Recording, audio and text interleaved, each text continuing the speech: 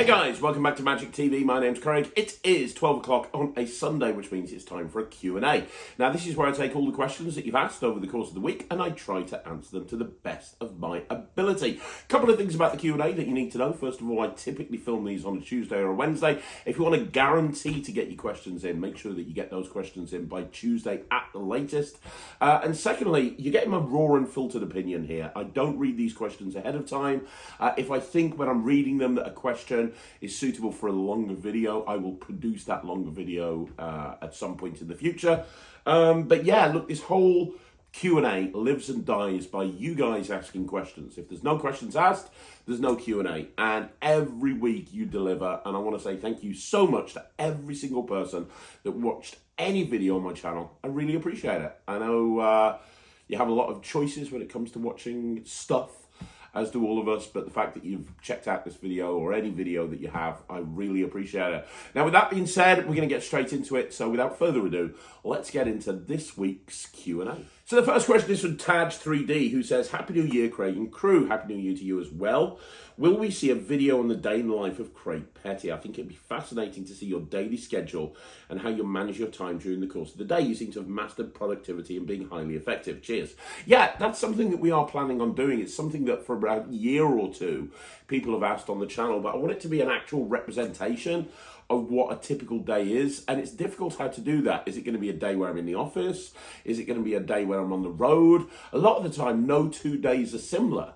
So, for example, yesterday I was in a recording studio, literally all day with Matt, recording an audio track for an app that Ryland's putting together. And then in the evening, I was on Zoom calls to various producers in America.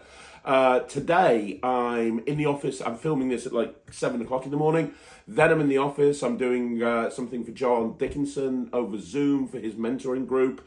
Then I've got some HR meetings in the office. And then I'm going to be in Birmingham all day filming for some future Alakazam products. I need to get the live performances. So I'm going to be in Birmingham all day filming live performances. Then on the Thursday, I'm going to be in the office all day, and then I'm driving off to the session. So it's difficult because every day is different, but we are planning on doing it. I'm speaking to Michael and Jack and working about how we can make it happen and maybe having a camera follow me around all day. So yeah, a few people have asked and I will make sure that happens at some point. Okay, so the next question is from Elke, who has the first question, which is, any convention appearances coming up that you know of, either as a performer or an attendee? I'm planning on doing a lot of conventions this year. I haven't actually, it's the beginning of the year, I haven't planned out exactly what I'm doing yet. I know I'm going to be at the session with Matt and Ryland, just as a performer, just as a delegate, but I am going to be at the session. So that's on this weekend. So by the time you watch this video, it'll be the Sunday. Come and say hi, I'll still be there. I'm going to be at the Blackpool Magic Convention. I'm going to be on the Magic TV stand. I'm also going to be on the Penguin stand because I've got some new stuff coming out with Penguin. And I'm also going to be on the Alakazam stand because I've got stuff coming out through Alakazam. Ryland's going to be in the Family Entertainer of the Year competition. So I'll be there supporting him with that. And Matt is going to be in the Bear Pit. And also on top of all of that, Matt and Ryland are doing a show on the Monday after the convention. So I'm going to be at the Blackpool Magic Convention. I'm going to be super excited about that. The only other one that I definitely know of that's 100% booked in is a smaller convention that happens every couple of years. It's one of my favourite conventions. If you're in the UK near the Bournemouth or the South Coast, check this out. It's going to be the Wessex Magic Convention. It's in March. I'm going to be there. Ryland is going to be there. And I think Sarah and Thea are going to be there as well. And Ryland's going to be doing his new act that he's been developing for the last 6 months, his Harry Potter act. He's performing on the gala show. So he's doing like a 25-minute spot on the gala show. I am doing a lecture. So definitely Wessex Magic Convention. I'll be lecturing there. Ryland will be performing on the gala show. We're doing a lot of that at the moment where we go in and he performs on the gala show and I lecture. I don't know. seem to be tag teaming it quite well. It's a nice little double act. But yeah, so those are the ones that I definitely know of, but I'll be going to an awful lot more over the course of the year. Okay, so the next question again is from Elkie, who says, do you or Ryland have any idea for when he grows older or when the kid magician doesn't really apply anymore? Is that something on your mind, or are you just wanting to see if he's still interested in magic at that point?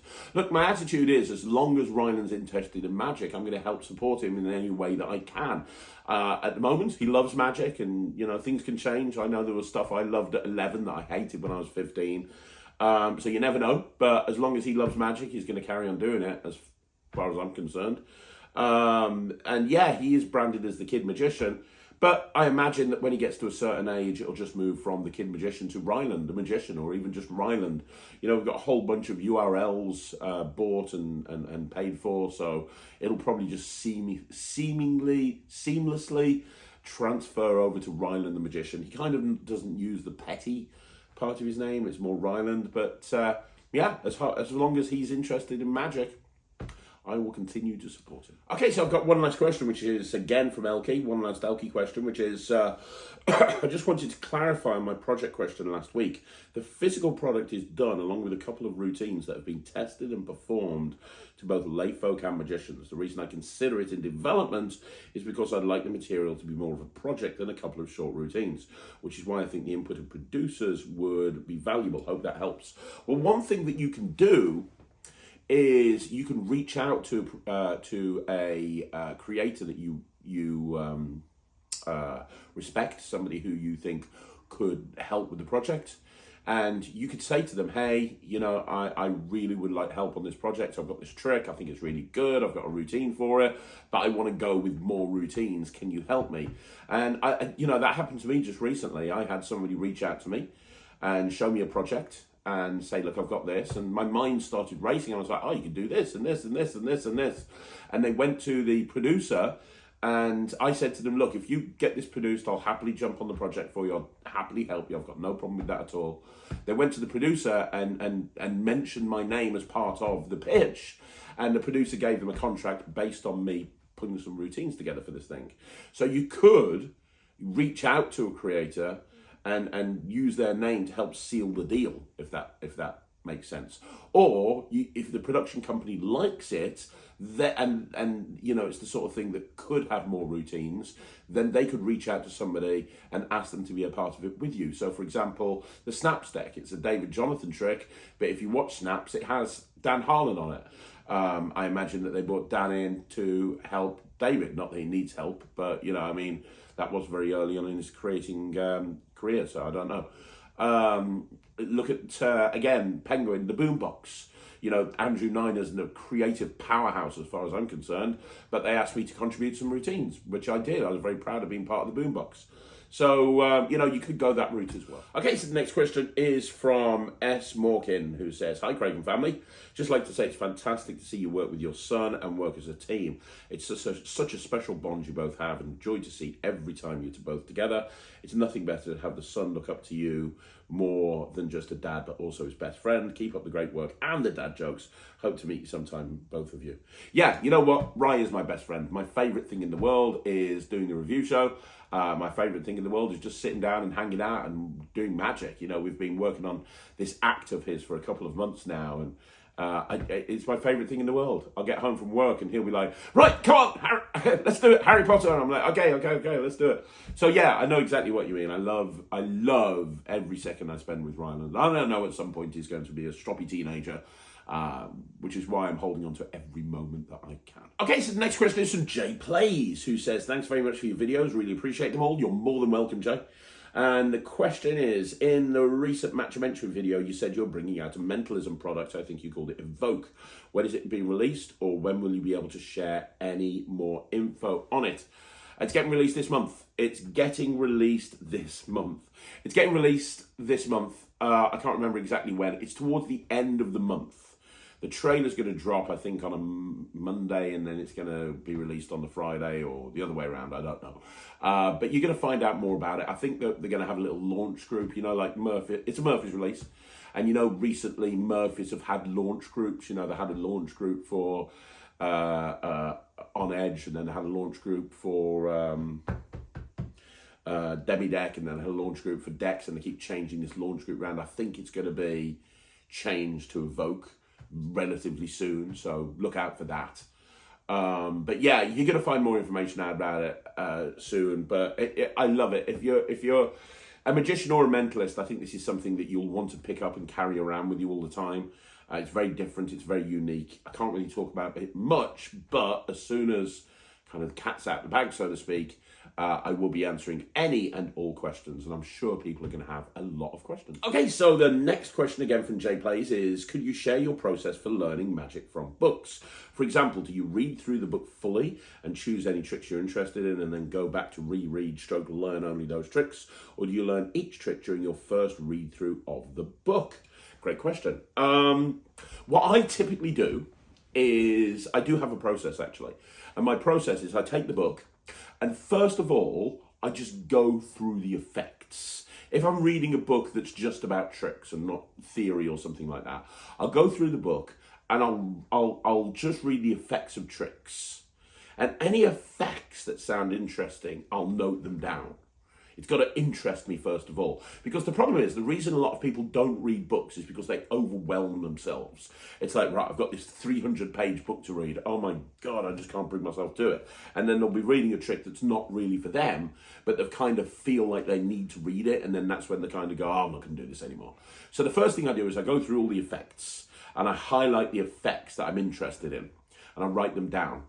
And then once I've gone through the effects, what I'll then do is I'll skim the method, okay? And if it's something that I can kind of have instant gratification with, it's something that I can cut my teeth into, and I think, yeah, that sounds nice, I'd like to learn that, then it goes on to another list. If it's something that like kind of reads a little bit convoluted, like it sounded good in the effects, but then when I skim the method, it's like multiple dealing or whatever it may be, that will get pushed to one side.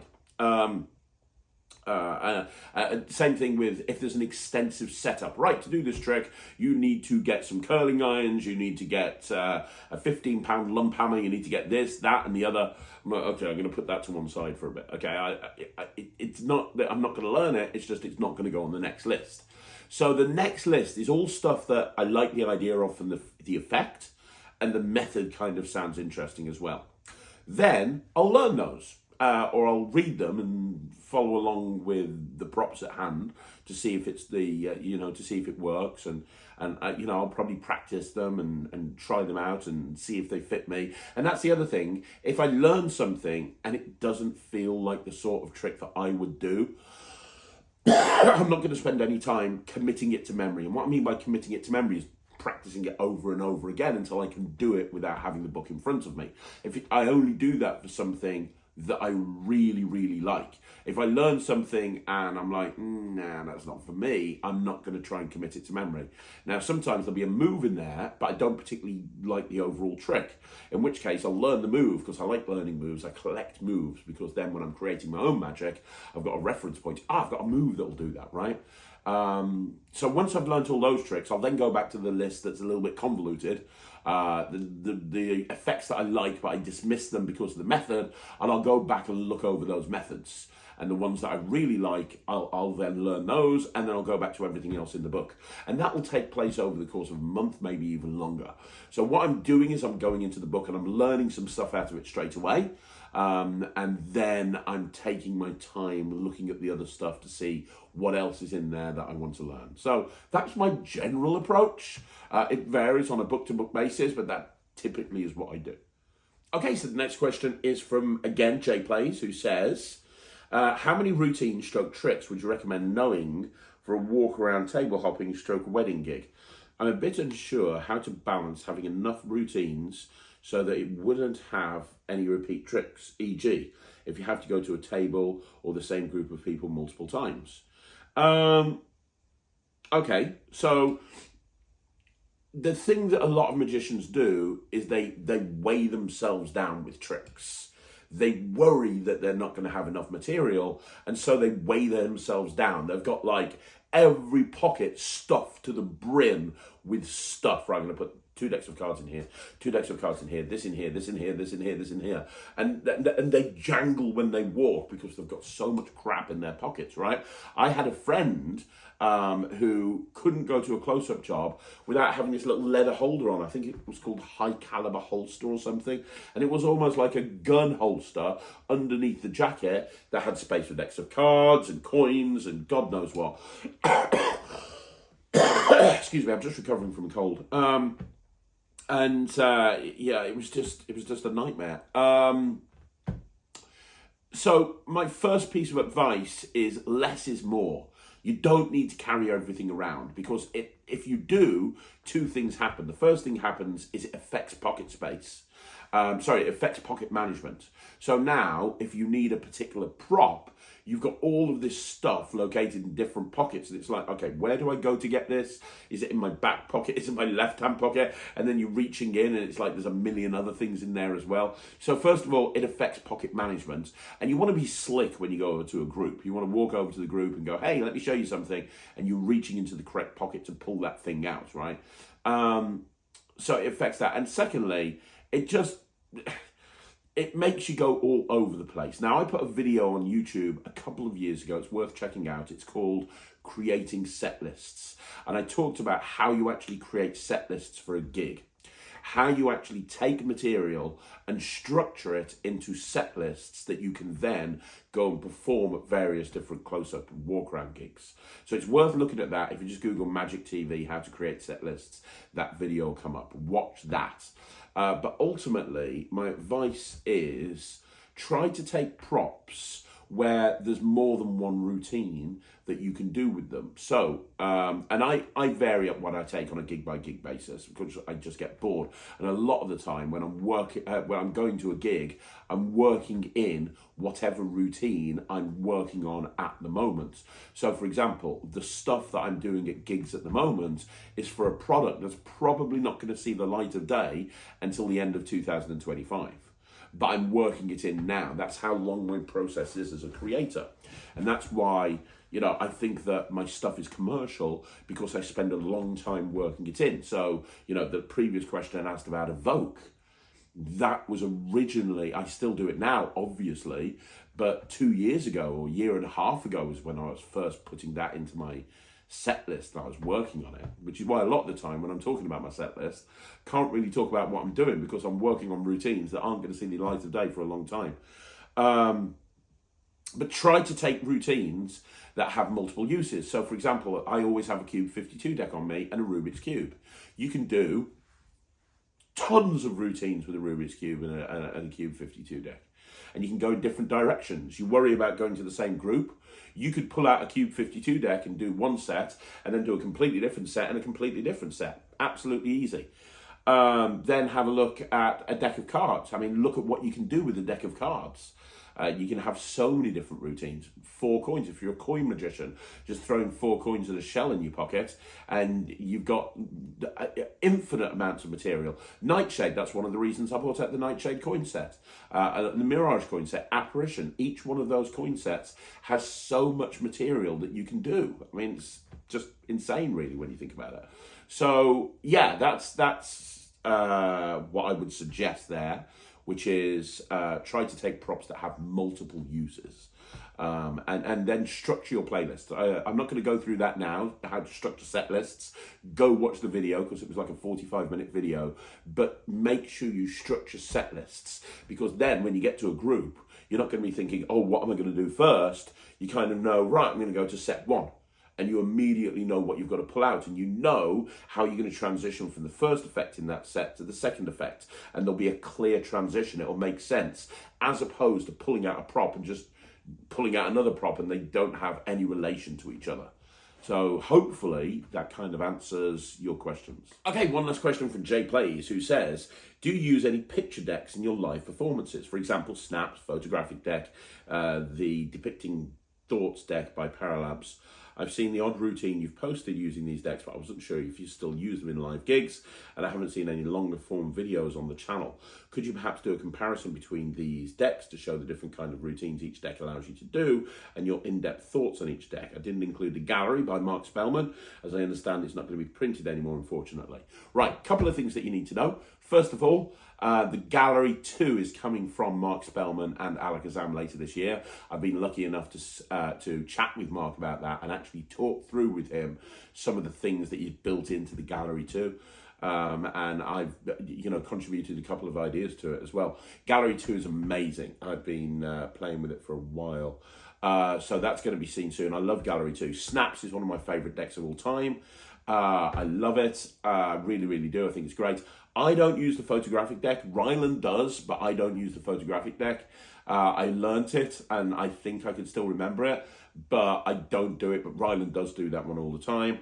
I have other picture decks that I use that aren't going to see the light of day yet. We've mentioned Evoke. There's an element of having pictures in that thing, but it's not a picture deck. Sorry to be a little bit mysterious on there. And I've got a picture deck. Here's a bombshell. I've got a picture deck coming out this year through Murphy's Magic that was created by me and Lloyd Barnes, and is very different to any picture deck you've seen. So me and Lloyd have created our own picture deck that goes in a completely different direction to anything that anybody has seen before, and that picture deck is coming out later this year from Murphy's, obviously, and that's pretty incredible, and it was designed by Phil Smith. So look out for that. It's me and Lloyd together. But Snaps is probably my favourite. I do Snaps a lot. I think David Jonathan's a genius, and Snaps is one of my favourite tricks. I can definitely do a video comparing them. I think that's a really good idea, but I'll probably wait till my deck comes out so that can be included in the comparison. Okay, so the next question is from Marukashini, who says, I always think about buying the ultimate trick deck. I don't know the right words. Sorry, I think gaff or gimmick is correct in this situation. I'm not that good with English. You're better than me, and I am English. I'll try to explain a little more what I'm talking about. I'm thinking maybe using a regular deck, no duplicate cards, that is marked one way. Does that make sense with the marked deck? Stripper, with short corners, maybe 2 cards in each diagonal. Maybe 2 other cards with long corners. This sounds like it would be problematic and overkill. A crimp looks also like overkill, but just an idea, stacked in some sort of mnemonic or Stebbins order. So my question is, how much is too much? Which kind of gaffs would overlap? Do you see the problems with adding 2 gaffs, like a crimp and a corner short, at the same time? It looks like one would get in the way of the other. Also, do you recall something that I'm missing? What kind of stuff can you do to a deck that's not really hardcore, like Svengali or Invisible decks? Although maybe one single smooth and rough card could be used as well. Maybe something with the box from the case. Apologise for not knowing the right words. Is there anything like this available to purchase? Are there any videos, books where I can learn about this specific topic? Maybe this is a stupid question, and I'm actually comfortable just using a regular deck, where I always think about it and feel it would be very cool. Okay, good question. Really good question. So first of all, Phil Smith's, there's been a few decks that have some of those features built in. The Elysian Duets that have just come out through Phil Smith. They're marked in several different ways, but they're also stacked in mnemonica, and there's a one-way design as well on the back and on the front. So that hits 3 of your things. And crimps, I think the thing with a crimp, I don't think you'd add that into a deck, but you can absolutely crimp a card yourself. So my friend Nemed Phoenix, who I talk about all the time on this channel, whenever he opens up a deck of cards, he breather crimps the 4 aces. So at any time he wants to, he can cut to the 4 aces in a deck of cards, which is super smart, to be perfectly honest. Super, super smart. So, yeah, there's that. So the breather crimp you can put in yourself. In terms of the corner shorts and the long cards, I mean, you can do, absolutely you can. I don't think it really adds anything, to be perfectly honest. I think that it does the same thing as a breather. I think a corner shorted card or a long card or a breather card, a breather crimp, they all do the same thing, which is locate a specific card in the deck. And I don't think you'd need all those different methods to do that. I think you'd just pick one. And then in terms of the stripper deck, I love the stripper deck, I really do, and at some point I'll do a project on it. But a lot of people I've noticed struggle with stripper decks and tapered decks. Like, again, we'll go back to Nemid. Nemid is one of the best cardicians I've ever seen. He can't split a stripper deck to save his life. And I've seen other people that have really struggled splitting stripper decks. Now, there's a friend of mine, I don't want to mention his name because I don't know if he wants his name associated with just yet. But I've got a friend who's incredible at stripper decks where, is that belly strippers, where the middle of the deck is stripped.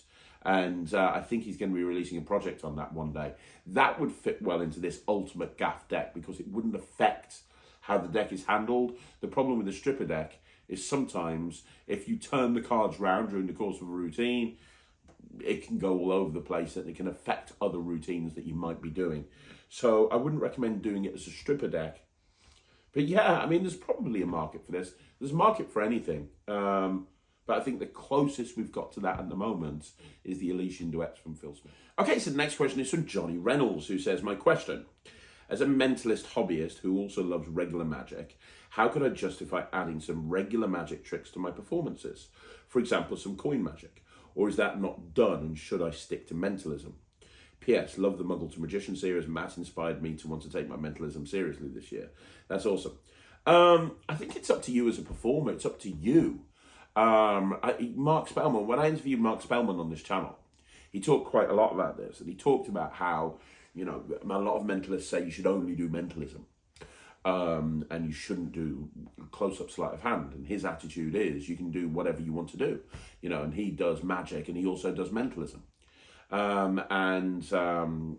remember watching Richard Osterland, and my memory's gone. It really has, but his very first DVD set through L&L, which was many, many years ago now, I remember him doing a mentalism set. It was a mentalism DVD set. Obviously, it's Richard Osterland. It's the one where he did the radar deck. And I'm pretty sure I remember him doing like something totally non-mentalism just as part of the set. And I can't remember what it was. It was Bill in Lemon or something. But I remember at the time thinking, well, I wasn't expecting that. And he just put it into his set and people accepted it. So I think it really comes down to you and your character. And what I mean by that is if you want to be considered a hardcore mentalist, then probably you need to gravitate away from sleight of hand. So, for example, Darren Brown. Darren Brown is known as a mentalist, a hypnotist, a NLP expert, whatever you want to call him. You probably wouldn't see him doing a coins across. You know, you wouldn't see him on his next TV special, right? Okay, now we're going to get 4 coins out. We're going to make them jump from one place to another. But what he does do is he will incorporate magical methods, but make them seem like it's part of his character. So I remember many, many years ago when he performed Smoke, which used John Kennedy's Mind Power deck on, I think it was Stephen Fry. And it was on one of his early specials. And the routine is that he's smoking a cigarette and he's having Stephen think of a card. And then all of a sudden, when Stephen looks up, the cigarette is turned into a rolled up card. And it's the card that the person is thinking of, right? He unrolls it and it's the card that the person is thinking of. Fantastic routine. And in essence, it's kind of a magic trick because the cigarette is changing into the card. But it's not framed as a magic trick. It's framed as like, you know, questioning reality. So if you're clever about it and you think about it, you can incorporate more traditional regular magic into a mentalism presentation, but you have to think it through. Like Matt's show that he's doing as part of the Matchumentary, it's mainly a mentalism show, but he's opening with Chop Cup. And his justification is he wants to talk about his journey into magic. And that started with Paul Daniels. He's not running away and hiding from the fact that he does magic, but it's just not the thing that he's focusing on.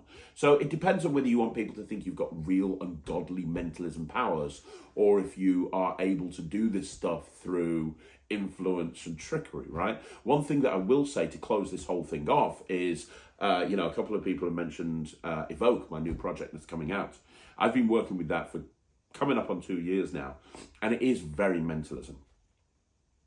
And honestly, and I genuinely mean this, and I'll talk more about this when the project comes out, but through experience, I've realized that I can't perform that trick and then go into a coin trick. It would trivialize what I've done. Like when I perform Evoke, like the reactions are just ridiculous, like insane. I never thought like reactions like that were possible, and it's not screaming and running away. It's a completely different thing. If I then pulled out 4 coins and I was like, right, now we're going to make 4 coins jump from one place to another, that wouldn't work. It would take them to a different place. So I have to close with Evoke or just use Evoke on its own, as opposed to following it up with an ambitious card or something like that. So yeah, if you do mentalism correctly, and I've spent the last year and a half kind of journeying into mentalism and speaking to mentalists and really kind of taking mentalism more seriously.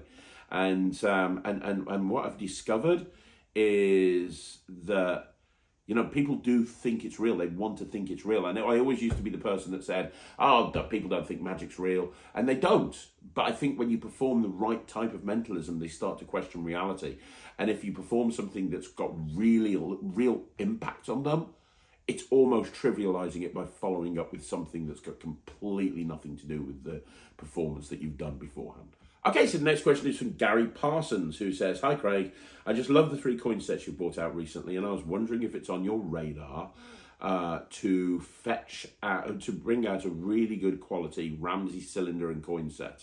I know they're out there, like the Tango one, which I've been told is all right, but could be a lot better, and the others are way too expensive. So is this sort of thing you'd consider? And if so, when would this likely be coming on the market? I would like to take this opportunity to thank you all for all the hard work and knowledge that you give to the Magic community. You're more than welcome, Gary. Thank you very much. Look, I've been wanting to bring out a cylinder and coin set for a while. It's my favourite prop in Magic. But I'm only going to bring it out if it adds something to the routine. I don't want to just bring it out and go, this is my personal routine, aren't the props really nice? I always want to try and kind of add something. If you look at every coin set I've ever bought out, it's something different, it's something unique. I've added something that hasn't been seen before. So I'd like to do the same thing with this. And I've been working now for several years with Alakazam on some ideas. And at some point, I would like to see that the Elite coin range does have a Ramsey cylinder and coins. But I'd need to make sure that I'm doing something different with it. And I'm kind of nearly there, but I'm not there yet. So I wouldn't want to put a time frame on it. If you literally put a gun to my head, I'd say 2025, potentially. Definitely not this year, but it is something that I'm actively working on with Alakazam. And if it does see the light of day, it's going to be different to any other cylinder and coin routine that you've seen before. Okay, so the next question is from Magic James, who says, hey Craig, do you know who it was that did the stage bit with the necktie Equivoke, opens up the act with 10 neckties draped, 5 on each arm, and has the audience narrow it down to the selection, and he has their choice loose around his neck the entire time under a suit jacket?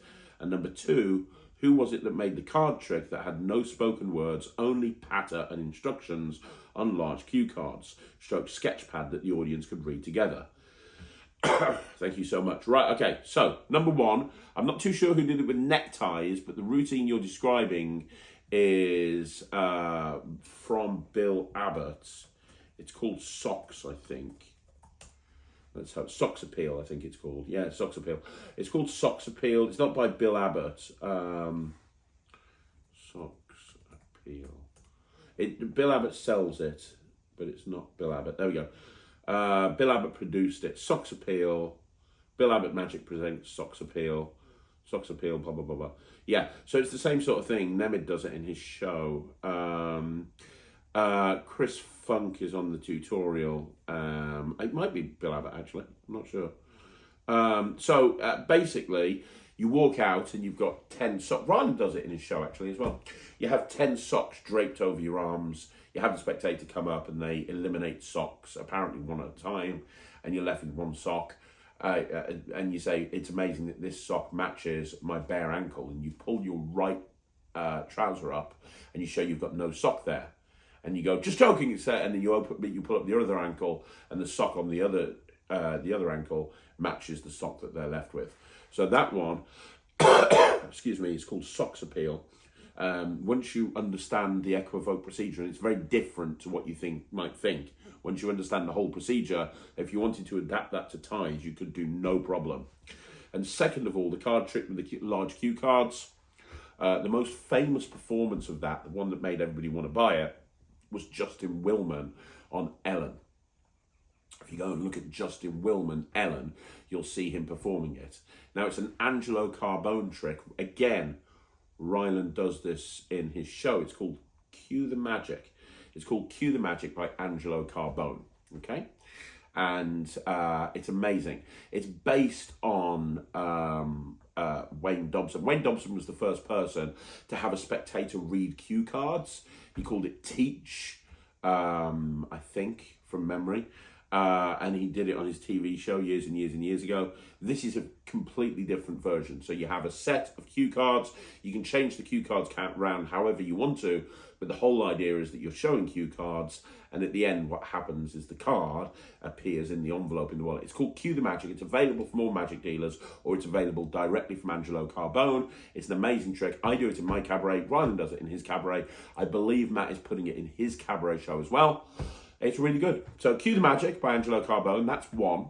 If you want to look at the original version, it's by Wayne Dobson. And if you get his new Legacy book set, he talks about the evolution of that trick and all of the different ways of actually performing it. So hopefully that gives you everything you know to go and perform those routines. Okay, so the next question is Illusionist Ed Zeus, who says, hey, by the way, hello, haven't seen you for a while. I recently watched your video entitled Are Magicians Getting Lazy? And I wanted to ask a follow-up question. Chris Ramsey recently created a similar video titled I Just Exposed the Biggest Secret in Magic, but took it a step further. Magicians nowadays aren't just lazy and sleight of hand and learning new tricks. We, magicians, often replicate the same procedures and even jokes. It's completely opposite with comedians who typically avoid repetition. I must admit I'm guilty of this too, as it's quite challenging to produce entirely original material. I saw your show on YouTube and it was fantastic and thoroughly enjoyed it. However, I've heard a lot of these jokes by other magicians. It would be ideal if every magician could perform original material with original jokes, but is that possible? Is it even necessary? I'm curious to hear your thoughts on it. Thanks. Yeah, great question. I'm not a comedian by any stretch of the imagination. If you saw my show on that I put up on Magic TV over Christmas, I'm a comedy magician, absolutely. You know, my goal is to get the audience to laugh.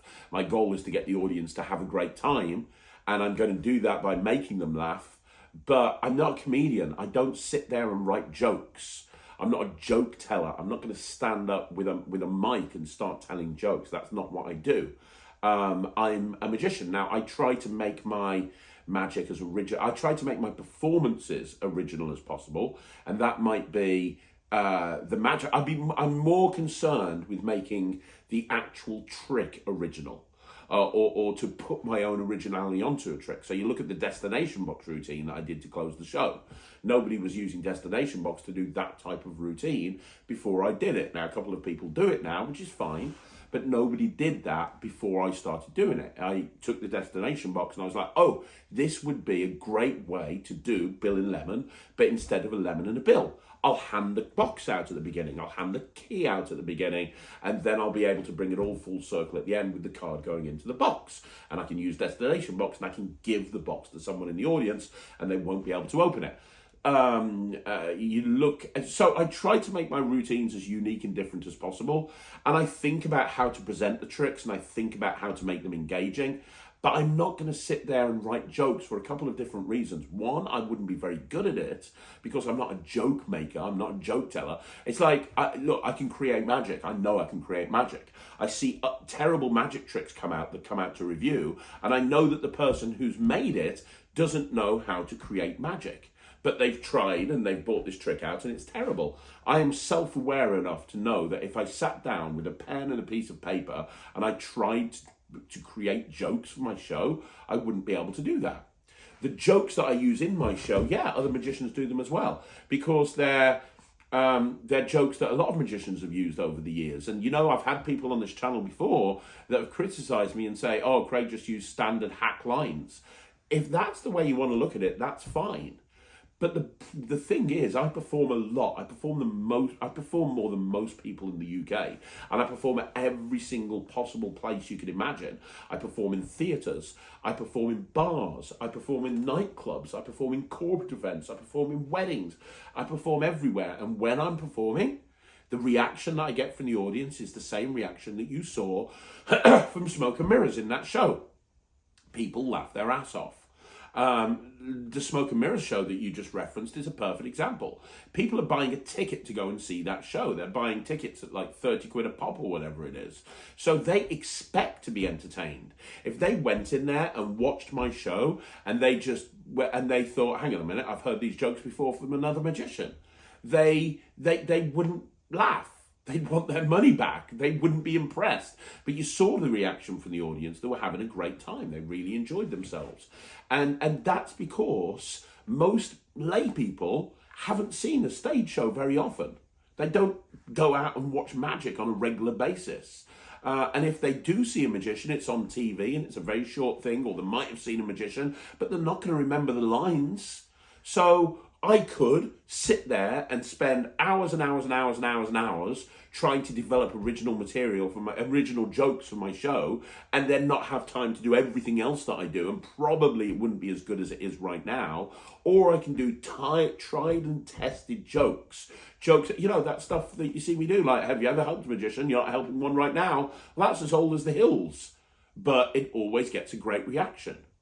So I understand what you mean, but I think you've got to pick your battles. I think that you've got to be creative in the ways that you are able to be creative.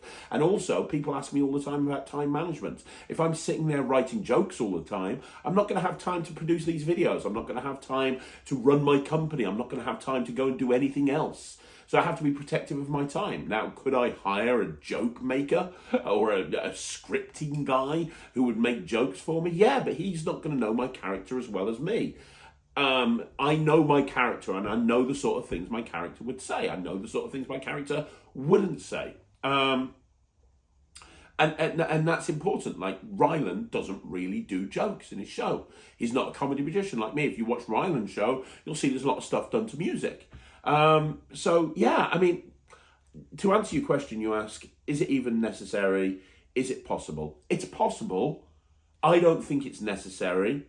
But here's the beautiful thing about performing. If you or anybody else thinks it's absolutely vital that your entire show should have brand new material, brand new jokes, brand new, never heard before, then do it. That's great. For me, that's not a priority. So hopefully that kind of answers the question. Okay, so the next question is from BG Alpha, who says, "Hi Craig, I'll be at the Blackpool Magic Convention. I'm super excited. It's my first time going, and I was wondering if you had any advice on what to do or what to look at while I'm there, as it seems a little overwhelming. Thanks, and I hope to see you there." Every year I put a video up of what to expect at Blackpool, and I put another video up of the Blackpool Survivor's Guide. So those will be going up soon. Look out for those. What I would say is have fun, and if you can get there on the Wednesday, do so, because me and Lloyd Barnes are doing a podcast meetup with Jake Keane, and it's a great place to everyone to get to know each other before the convention starts. So that might be something that you want to do as well, but I will be putting some more videos up about this subject very, very soon. Okay, so the next question is from Rand Baldwin, who says, "Which stack should I use? You and Ryland talk about mnemonica, but Matt likes Stebbins. Which should you choose and why?" Honestly, if you're only going to choose one stack, I'd go to mnemonica. I use mnemonica and Stebbins, and Stebbins has certain advantages over mnemonica, but mnemonica has massive advantages over any other stack.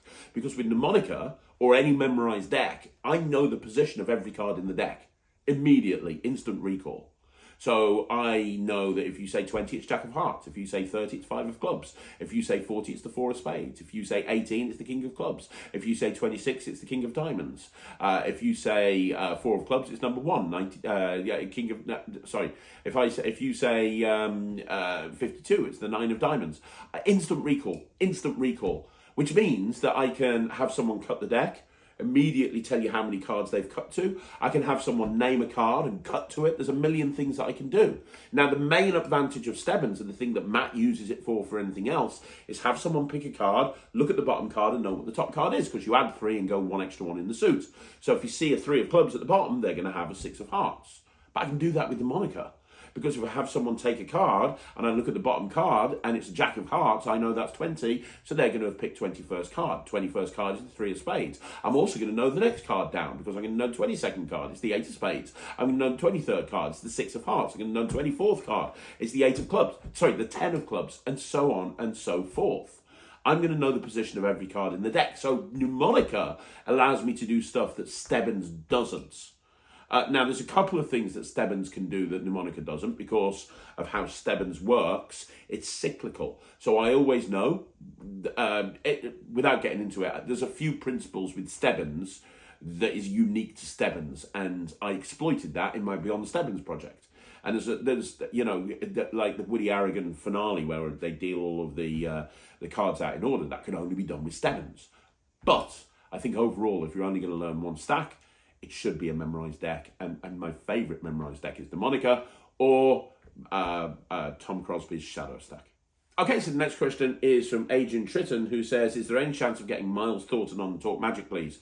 Absolutely, we can make that happen 100%.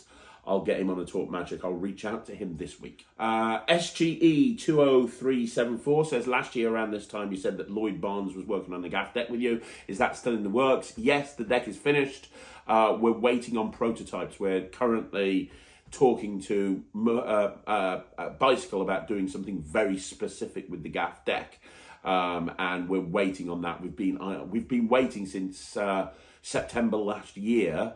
And I spoke to Lloyd a couple of days ago, and we're hopefully in a position where we're ready to actually have the prototype deck. So I'd say it's definitely coming this year. These things take a lot of time, more time than people realise, but the deck itself is finished and it is amazing. Okay, so next question is from Divishan Magician, who says, do you do much with the snap deal, i.e. changing of cards into coins, etc.? No, don't use the snap deal at all. Never use the snap deal. It's something that's not really appealed to me. It's nice to watch. I like watching people do it, but it's not something that I'd never actually do myself. So I don't use the snap deal, but yeah, it's a great thing to do if you can practice it. Okay, so the next question is from Archie Cox, who says, hi Craig, thanks for all you did in 2023. Cube 52 and Monsters are some of my favourite Magic I've ever purchased. You're more than welcome, thank you very much. So, question. I've been asked by some care homes in my local area to come and perform. What type of material should be included, as some of them have a hard time understanding? Should it be as visual as possible? Yeah, make it really visual, make it very simple to follow. I would advise you as well to learn some simple balloon modelling. When I did care homes on a regular basis, I would start for the first 20 minutes just walking around and chatting. And a lot of the residents in care homes just like to talk. I'd talk and chat and I'd make some balloons, and they loved that. And then after the balloon modelling, I'd then go into the magic, and they were way more receptive because I'd gone and talked to all of them, and I'd made some balloons, and they were wearing the balloon hats and so on and so forth. So I would advise you to learn a bit of balloon modelling. And then in terms of the actual magic, make it super visual. Don't make it long and protracted. Don't make it convoluted. Make it super simple. Make it super easy to follow. A lot of kids show material works really well in this environment. I'm probably going to do a video on how to perform in a care home because I think that would probably be a really useful thing to actually talk about. But those are some tips to get you started. Okay, we've got one more question from Archie Cox, who says, how do I stop my family from keep asking me to repeat tricks to them? I understand why they want to see it again, but there are many reasons why I can't repeat the tricks to them, and I don't seem to be able to explain why. Very, very simply, Archie, you understand where you're coming from, and it is very difficult to get your family to stop asking to see tricks again. So what I would suggest, the best thing to do would be to think about the tricks that you're going to be showing them, and then come up with another method of doing that trick that feels like they're seeing the same trick, but they're actually seeing a completely different method. The reason you can't repeat the trick a lot of the time is the method won't allow it to be repeated. That's normally the main reason, right? Or they're going to be watching more carefully, so they might see the move or whatever. So if you were going to do the invisible deck and you blew them away the first time, the second time you could say, for example, you could just have a card reversed in the middle of one deck and have that card in position to force in the second deck. So when they say, hey, that card that turned over in the middle of the deck, do it again. You go, okay, but I'm going to make it even better this time. I'm going to give you this deck of cards. Hold on to it. I'm not even going to touch it. Now, when I do the trick before and I had you name a card, a lot of people think that I made you pick a particular card. So I've got this second deck of cards here, and as you can see, all the cards are different. So do me a favor, you're going to touch one, any one you want to. There's your force. Have a look at that card. Say it out loud. 7 of diamonds. So you could have picked any card, and I haven't even touched that deck that you're holding. I want you to imagine the 7 of diamonds turning over in the middle of the deck. Now, take the cards out and spread them out. There's one card face down. What's the card? It's the 7 of diamonds. Now, that's a weaker and a more convoluted way of doing the invisible deck than the original invisible deck. However, the way that I've framed it, the way that I've routined it, and the way that I've structured it, it makes it seem more impossible. I've taken the weaknesses of the trick, which is that there's 2 decks, and I'm having to use one deck to force a card in order to have the other card turn over in the other deck. I've taken that weakness and I've made it a positive by justifying why I'm using a second deck. More importantly, the way that I'm doing it now, it feels more impressive to the person watching the trick because they're spreading out the cards themselves and they're left with a deck that they can examine. So there's an example of repeating a trick by using a completely different method. And you can do that so many different ways. If you've done a coins across with 4 coins, use an extra coin and do a completely different method. Use Wing Silver by David Roth. You've done Wing Silver. Go and do a shell coin version where there's a shell in play and you can show your hands empty, or use a flipper coin, or use the Nightshade coin set available from Alakazam Magic. That's Nightshade coin set available from www.alakazam.co.uk, the leading magic supplier in the whole of the world. Sorry, I just thought I'd mention that there. Nightshade is available. So take the trick that you're doing and think about another way of doing it. Now, it doesn't have to be a commercial way of doing that trick. It doesn't have to be the way that you'll ultimately do it. But what you're doing is an exercise in creativity, if nothing else. You're coming up with different ways to achieve the same trick. So now, if they want to see it again, you go, yeah, but we're going to make it even more impressive this time, because this time we're going to do it this way. Okay, does that make sense? So, I mean, the invisible deck example is one that should obviously resonate with you, but I mean, there's a million different things. Like, you know, if you're doing a peek, for example, and you're telling them the name of telling them some information, and you used a peek wallet, like maybe a stealth assassin or an Orphic wallet or something, or the next time do a center tear and justify it by saying, look, I'm not even going to put it in the wallet, I'm just going to rip it up like that. I'm going to rip it up and put it in the ashtray, I'm going to burn it. There we go, it's completely gone.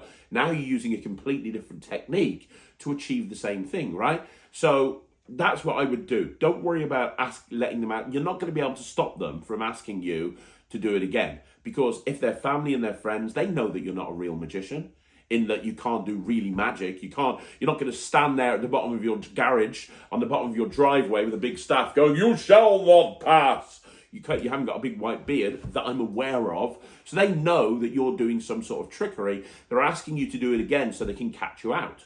So come up with a way of doing it again that's going to completely mess with their head. Okay, so the next question is from Trixabuki, who says, the response to the Dynamo question was just rude. Not every negative comment is due to jealousy, and you don't need to perform on TV to be critical about a performance you saw.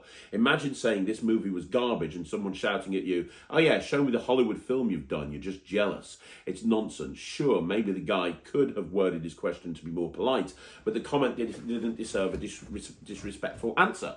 Then I cordially invite you to leave this channel and not come back. Without being funny, this is my channel and I'll say what I want. And if you don't like it, by all means leave and don't let the door hit you in the ass on the way out. I spend a lot of time answering people's questions, and you know, like now it's 7 o'clock in the morning. I could be doing something else. And also, it was disrespectful for Dynamo. He turned around and he said Dynamo was just fake and used stooges and he couldn't really perform this stuff. I'm sorry, that's disrespectful. If you don't like that, if you can't see that, then I'm very, very sorry. But I know how hard Dynamo has worked. And also, that is bullshit. The stuff that Dynamo did in that show, he could absolutely do. And also saying that Dynamo's fake and he can't perform in the real world because all of his stuff is stooges. I guarantee you Dynamo's worked in the real world more than most people in this industry put together. That guy has chops. He has slept breathed magic. And he's come from hell and back in order to do that. That's disrespectful. You say that I'm disrespecting this guy? Well, I'm very, very sorry. I am going to stick up for somebody I think should be sticking up for. And like I say, if you don't like my comments, if you don't like my opinion, here's the thing. It's my channel. I can say what the fuck that I want. If you don't like it, if you think I'm rude, here's rude. Fuck off. Go somewhere else. Chris Ramsey's got some great videos. Go watch his channel. I will say what I want. That guy was disrespectful and he was rude to Dynamo. And the problem with this industry, the problem with this community is that nobody will step up and say when something is wrong. They won't. We pander around people. You know, we go to watch Magic conventions, competitions, and the guy that's performing is absolutely shit. And if he goes out and does that trick, then what's going to happen is that he's going to stink up the entire fucking audience he watches it for, and then people will hate Magic. You know, if more people actually were honest, then I think that this community would be in much better shape. And it's in good shape, but it could be in an even better shape. I am not going to be the person who sits there and has someone ask a question on my channel telling me Dynamo is rubbish, Dynamo can't go and perform, Dynamo's this, Dynamo's that, when I know that's absolutely not the case. And I'm sorry if you think I'm rude. I really do. I'm a rude guy. I can be a rude guy. I'm loud. I'm bold, I'm big, I've got tattoos. That's just the way it is. I don't hide who I am on this channel. I tell people who I am. You know who I am. I'm the sort of guy that gets wound up when someone says that I'm rude because I wasn't being rude, I was answering the question. But here's the simple thing. You don't like what I say, you don't have to watch this channel. It's amazing, really. There's a little button. It's called unsubscribe. Fucking hit it. Okay, so the next question is from 1581 Davis, who says, Craig, could you send me a link to where you purchased your fob and keep for Keymaster and Gatekeeper? I live in Australia and I have no luck with my searches. Thank you for all you do for Magic. Happy New Year to you and your family. All the best for 2024. I can't find that link. However, my friend Nemid Phoenix has found a link and has just got himself like 30 of those key fobs. They're actually even better than the key fobs that I used to use. And he's given me a couple and they're awesome. And you can even have them engraved for free. I'll try and find out of him where he got those key fobs from. But if you reach out to him, he's on Facebook. Just look up Nemid Phoenix and just send him a message saying, hey, can you send me the link for... It was an Amazon link. Can you send me the link for Amazon to get the key fobs for Craig's trick? He'll send it over to you. But I will try and find it off him as well. But yeah, that's the best place to get. You can get these key fobs. And I've had like key fobs with... King of Diamonds on, you know, I've got like a force card on there. So that's probably the best way to go. Okay, so Matthew Wenill says, hi Craig, do you know of any books or videos on how to write comedy for stage magic shows? I'm doing a video on this at some point, so I'm not going to answer that right now. What I will tell you is if you get a chance to watch Mark Bennett's lecture, please do so, because he has some amazing thoughts on writing magic, writing comedy for stage magic. Also, Wayne Dobson's book is really good as well. His new Legacy book set, definitely worth looking at. So check out both of those, but I am doing a video on this at some point in the future. And your final question is, has Ryland ever thought about going on Penn and Teller Fool Us? He would love to. He would love to be the youngest person to fool Penn and Teller. Whether he does or not, or whether he can or not, I don't know. But that's something that he's talked about probably as long as he talked about AGT and BGT. So yeah, that's something he's always thought of doing. But it's about finding the right thing, right? So there you go, guys. That's another video in the bag. Once again, thank you once again for joining me on Magic TV. Don't forget, you want to see more videos like this, like the video, subscribe to the channel, leave a comment down below. Don't forget, you can join the Netrix by going to www.thenetrix.com. That's www.thenetrix.com. You can go check that out and see what the fuss is about. Thank you for joining me for the Q&A. We are going to have a very special review show special tonight. Me and Ryland. Ryland's joining me on the review show tonight, and we're going to be reviewing the Flying Linking Rings by Volto. So go check that out. That's at 9 o'clock tonight. 6 o'clock we've got Magic Live. Thank you for watching the Q&A. Don't forget, join the Netrix. You can see what all the fuss is about. We've got more members now than ever before. I'll see you again soon. My name's Craig. Thanks for watching. This has been Magic TV.